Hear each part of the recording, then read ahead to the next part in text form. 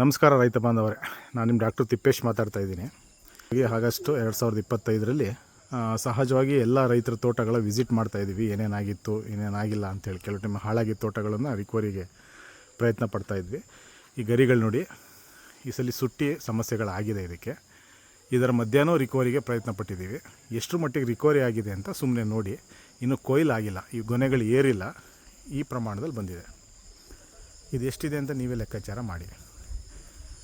ಅಡಿಕೆ ಗಿಡ ಅಷ್ಟು ಬಿಡುತ್ತಾ ಇಷ್ಟು ಬಿಡುತ್ತಾ ಅಂತ ಕೆಲವು ಕ್ವಶನ್ಸ್ ಭಾಳ ಜನಕ್ಕಿದೆ. ಬಿಟ್ಟಿದೆ ನೋಡಿ, ಹಾಳಾಗಿದ್ದ ತೋಟ ಮತ್ತಿದು ಚೆನ್ನಾಗಿರೋದಲ್ಲ. ಎಲ್ಲ ನಿಮಗೆ ಕಾಣ್ತಾ ಇದೆ, ಗರಿಗಳು ಇನ್ನೂ ರಿಕವರಿ ಸ್ಟೇಜಲ್ಲೇ ಇದೆ. ಕೆಲವು ಮರಗಳು ಇನ್ನೂ ರಿಕವರಿ ಆಗ್ತಾಯಿದೆ, ಕೆಲವು ಮರಗಳಾಗಿದೆ. ಇವೆಲ್ಲ ನೋಡಿ. ನಾವು ಹೇಳೋದು 3 ವರ್ಷ ನಮ್ಮ ಜೊತೆಗೆ ಸರಿಯಾಗಿ ಮಾಡಿ ಅಂತ. ಇವರೇನು ಮೊದಲನೇ ವರ್ಷದ ಕಸ್ಟಮರು. ಕೊಯ್ಲು ಚಾಲು ಮಾಡಿಲ್ಲ, ಮಳೆ ಇದೆ ಅಂತ ನಿಲ್ಲಿಸಿದ್ದಾರೆ. ಗೊನೆಗಳು ಏರಿಲ್ಲ, ಕೆಲವು ಈ ಪ್ರಮಾಣದಲ್ಲಿ ಬಂದಿದೆ. ಇಲ್ಲಿ ನೋಡಿ,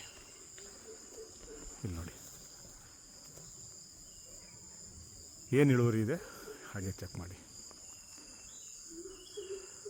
ಹಾಗಂತೇಳಿ ಮರ ಕಂಪ್ಲೀಟ್ ರಿಕವರಿ ಆಗಿಲ್ಲ, ಮರ ರಿಕವರಿ ಆಗ್ತಾ ಇದೆ. ಅದರ ಮಧ್ಯೇನೂ ಗೊನೆಗಳನ್ನು ಕೊಟ್ಕೊಂಡು ಇಳುವರಿ ತಗೊಂಡು ಬರ್ತಾಯಿದೆ.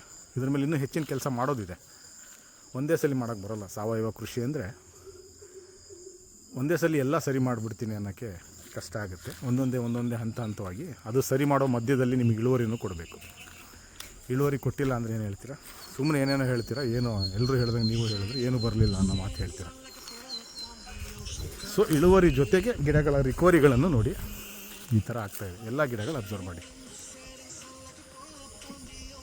ಎಲ್ಲ ಗಿಡಗಳನ್ನು ಅಬ್ಸರ್ವ್ ಮಾಡಿ. ಈ ಸಲ ನಿಮಗೆ ಸಾಧ್ಯವಾದಷ್ಟು ಸಾಕಷ್ಟು ತೋಟಗಳನ್ನು ತೋರಿಸ್ತೇವೆ. 1, 2 ಅಂತಲ್ಲ, ಸಾಕಷ್ಟು ತೋಟಗಳನ್ನು ತೋರಿಸ್ತೇವೆ. ಹಾಗೆ ನೋಡಿ.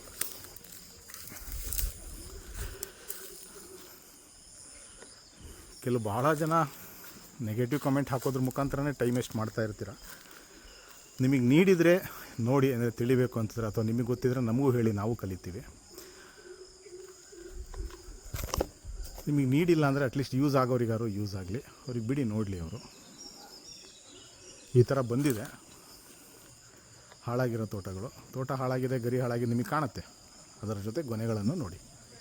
ಇಂಥ 2 ಗೊನೆ ಬಂದರೆ ಸಾಕು ನಿಮಗೆ. 10 kg 15 kg 20 kg ಒಂದೊಂದು ಗೊನೆ ಬಂದರೆ, ಅಂತ 2 ಗೊನೆ ಬಂದರೆ ಎಷ್ಟಾಯ್ತು ಮರಕ್ಕೆ? 20 ರಿಂದ 40 kg ಅಡಿಕೆ ಬಂದರೆ ನೋಡಿ.